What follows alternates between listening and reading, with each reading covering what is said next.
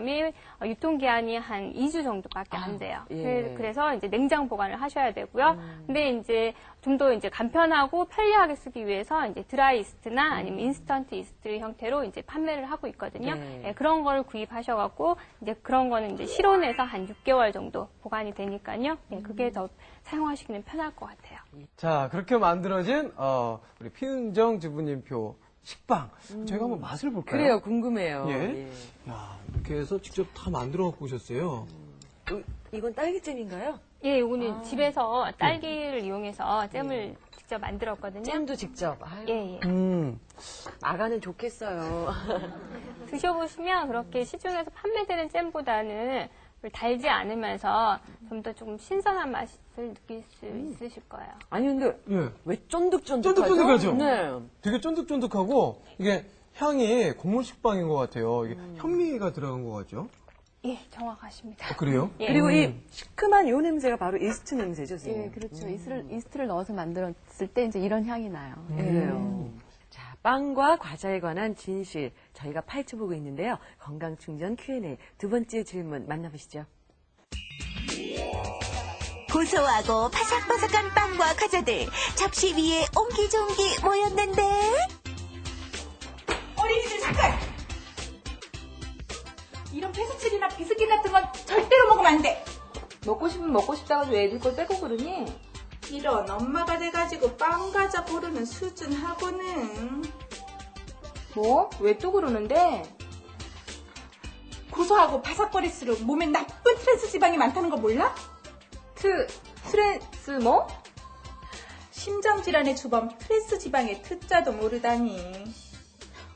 우리가 같은 유치원 출신이라는 게 참 부끄럽다. 나는 왕비병 걸린 네가 더 부끄럽거든? 쉿! 거기까지. 난 우리 그이 퇴근할 때가 돼서 얼른 집에 가봐야겠네.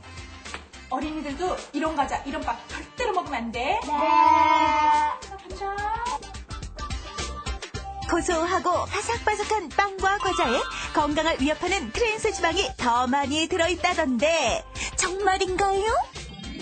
트랜스 지방이 정말 더 바삭바삭하고 고소할수록 함유량이 더 많은가요? 예, 그렇습니다. 예. 과자나 빵 중에서도 특히 바삭바삭한 것일수록 훨씬 더 트랜스 지방산 함량이 높습니다. 교수님, 그러면은요, 우리 주변에 흔히 접할 수 있는 햄버거도 있고요, 그리고 뭐 빵 종류, 과자 종류 참 많이 있잖아요. 어느 정도 그러면 함량이 될까요? 이 트랜스 지방? 트랜스 지방산을 일단 먼저 설명을 드리면요. 네. 트랜스 지방산은 식물성 기름, 즉 액체 상태로 있는 기름에다가 수소를 첨가시키면 약간 반고체 상태가 되거든요. 그렇게 만드는 과정에서 이제 트랜스 지방산이 생겨나게 되는데 이것이 건강의 위험 인자로 알려지기 시작하면서 WHO에서는 성인이 하루에 2.2g 이하로 섭취할 것을 권장을 하고 있습니다. 그런데 아이들이 즐겨 먹는 간식류, 과자를 보면 한 봉지에 한 3.4g 정도 평균적으로 들어있는 것으로 나타나고 있어요. 네. 뿐만 아니라 이제 화면을 보시면 여러 가지 식품별 트랜스 지방산 함량이 비교되고 있는데요. 전자레인지용 팝콘을 보시면 100g당 24.9g 상당히 우와. 많은 양이죠. 예. 그리고 크루아상이나 감자튀김 뭐 4.6g 정도, 페이스트리도 그렇고요. 케이크 한 조각을 먹으면 3.1g. 비스켓 한 봉지가 2.2g 이렇게 분석이 되어 있습니다. 이야, 맞네요. 그러네요. 소리 없는 그 침묵의 살인자라는 말. 아우, 느껴지는데요. 그래요? 예, 마음에 와닿아요.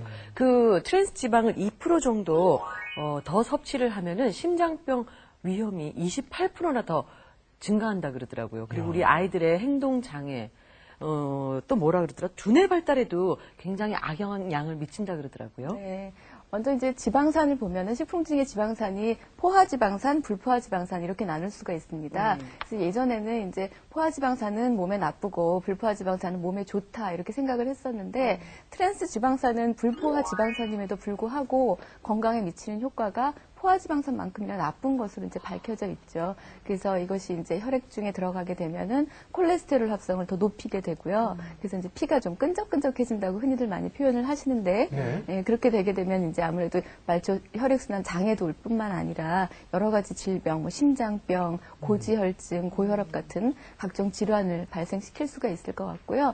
또 혈관뿐만 아니라 이제 세포막에 이것이 들어가게 되는데 세포막에 들어가게 되면 세포막에 이 투과성 특성을 좀 변화시킬 수가 있어요. 원래 세포막은 물질이 잘 통과를 해야 되는데 그렇지 못하게 좀 단단하게 막아주는 역할을 트랜스 지방산이나 또는 포화 지방이 하게 되거든요. 그래서 이런 것을 많이 먹게 되면 이제 여러 가지 세포마다 조금씩 달라지겠지만 특히 두뇌 세포에 트랜스 지방산이 많이 들어가게 되면 그 신경 전달 물질이 천천히 지나갈 수밖에 없겠죠. 그래서 결국은 이제 머리가 좀 나빠진다 이렇게 말하면. 그래서 어린아이들은 두뇌 발달을 좀 저하시킬 수가 있고요. 노인의 경우 치매를 더 악화시킬 가능성이 충분히 있다고 알려져 있습니다. 근데 이제 과잉 행동장애 아까 말씀하셨는데 그거는 아직 연관성이 확실히 증명된 것은 아닙니다.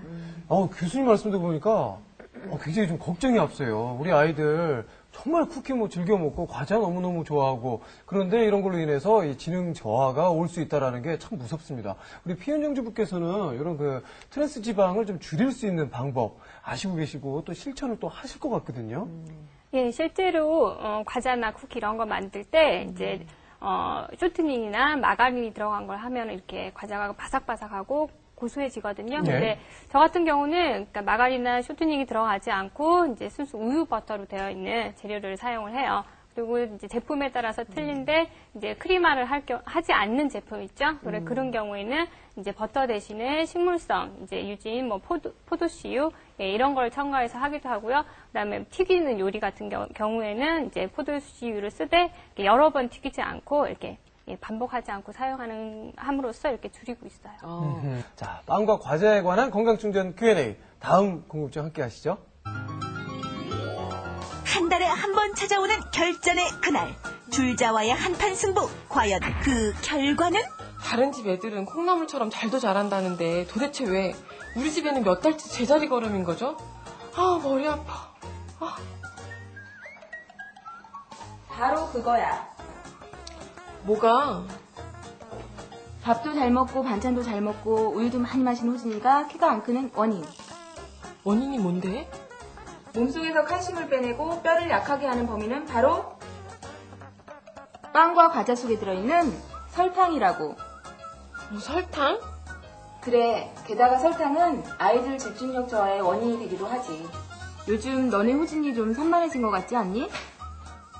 아니? 그렇다면 다행이네. 이제부터라도 조심해. 눈에 안 보이는 설탕이 더 무섭다고. 뿌리칠 수 없는 빵과 과자의 달콤한 유혹. 하지만 과다한 당분은 뼈를 약하게 하고 집중력까지 저하시킨다? 네, 맞아요. 이 설탕이 칼슘 도둑이라는 말을 들었어요, 교수님.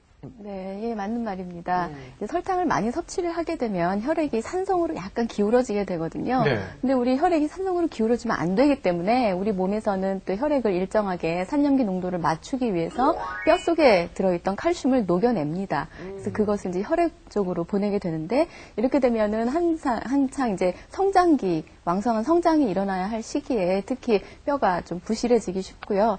또 노인의 경우는 골다공증을 유발할 가능성도 많이 있는 것으로 알려져 있습니다. 네.